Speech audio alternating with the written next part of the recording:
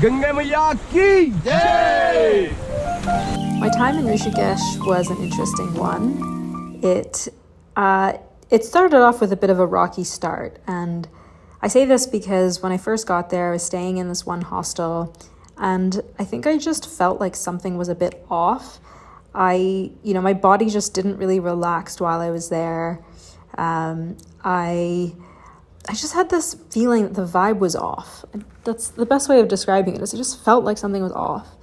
And then I got sick, and not like horribly sick, but I just got whatever flu or cold that was going around. So, fever, sneezing, runny nose, all that kind of stuff, and sort of low energy for a few days. And there was also an incident that happened at the hostel. It didn't affect me, and it wasn't a horrible incident, but it was something that kind of gave me that extra nudge to be like, wait, like, I don't feel great. Why am I staying somewhere that doesn't make me feel good? I feel unsettled. And I know I've had this feeling before in other situations where I'm like, the vibe feels off. And so I decided to change hotels, and I changed and stayed in a really nice hotel, especially comparatively to everything that I've been staying in before.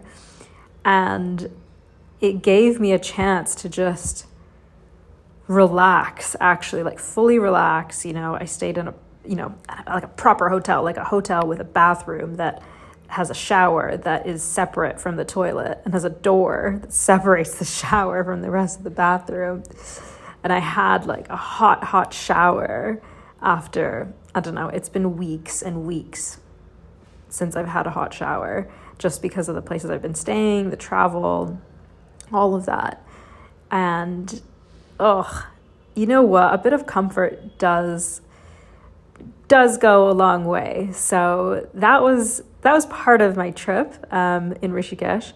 And my intention for going to Rishikesh was actually to get deeper into yoga and maybe study more yoga while I was there. But I found a hard time connecting to the yoga scene there because it is quite commercial. I'm not lying. There must be 1,000 different yoga schools, whether it's yoga, meditation, sound healing, all of this type of stuff. I think it's a good thing that there are so many schools and that people are interested in this direction, right? Of wellness, self-improvement, connecting back to the self, all of that. I think that's a good thing.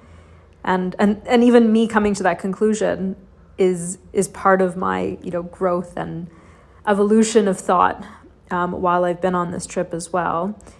But I think sometimes you need to find the right spaces that are right for you. And I think for me, I didn't connect with that. I went to one yoga class and it was good, but it wasn't, for me. And I just think the energy in that space was not the energy for me. And maybe that's also why I got sick while I was in Rishikesh. It forced me to slow down. It forced me to go a bit inwards. It forced me to do things that, not in a way that I'm not aware of myself, but to be like, wait, sometimes you need to give yourself comfort. And so, traveling in hostels is great. You get to meet a lot of people, but sometimes you need to give yourself whatever that comfort is to help yourself rejuvenate.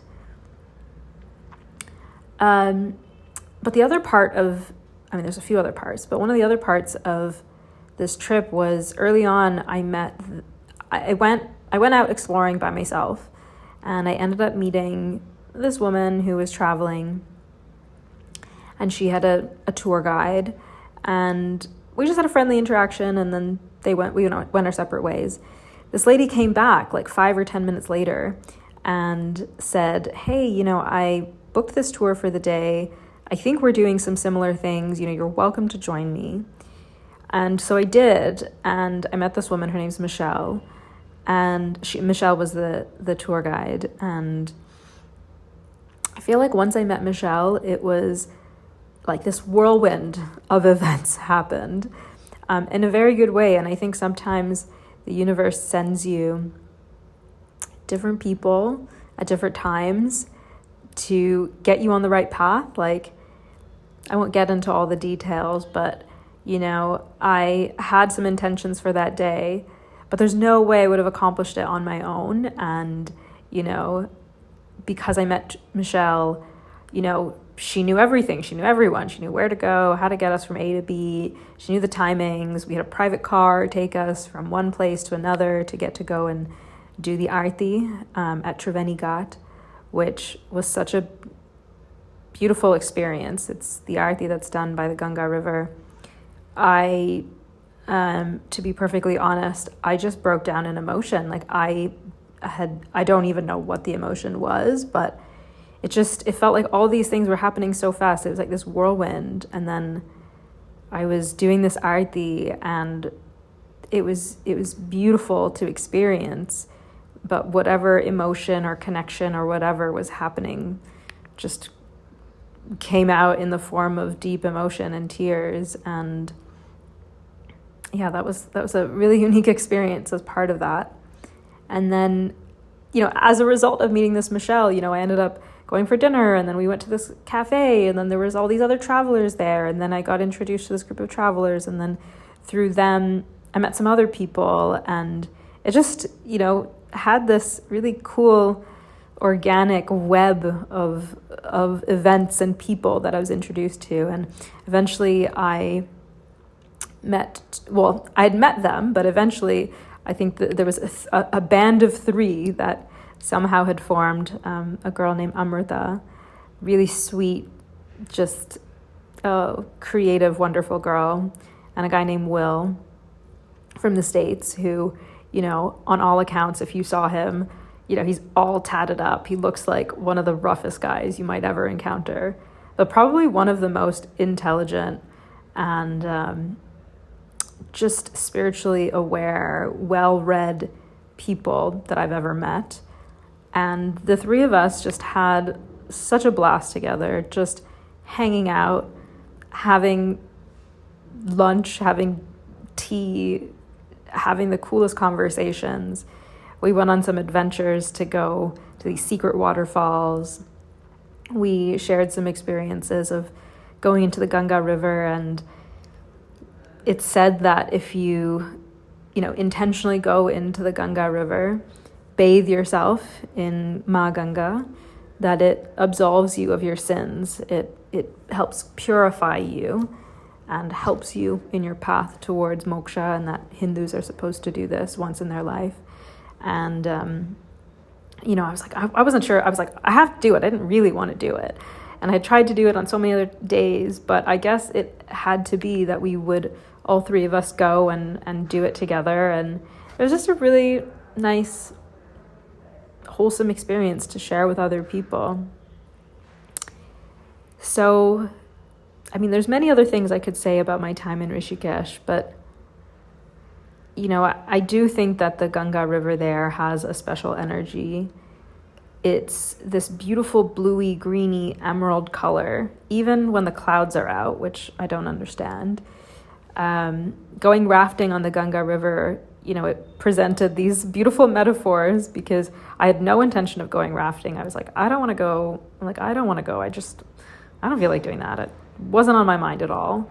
And then I ended up going, and, I thought I was going to be a bit scared, but, being in the water, you see these waves coming, you see these rapids coming, and they look really big, but then when you go through them, they're totally fine and they're fun. And you have this lifeboat that's there, this raft, that's this small, thin layer of plastic filled with a bit of air, this small little thing that's protecting you and just taking you along these rapids, these waves. And it just felt a bit like a metaphor. Like, sometimes things look really scary, but when you're in it, it's not that bad. And also just a reminder of just the power of water, right? The power of this Ganga River and just water in general, that it gives you so much. It's purifying, it's hydrating, it's nourishing, it's peaceful, it's calm. You can sit by the river and hear these beautiful sounds, but then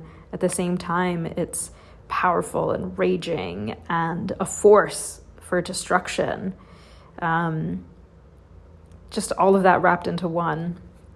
So that was just something that was nice to have moments to sit and be with and think about. So that's maybe some small snippets of my experience in Rishikesh. I thought I'd share a few thoughts, and I hope to see you in my next video.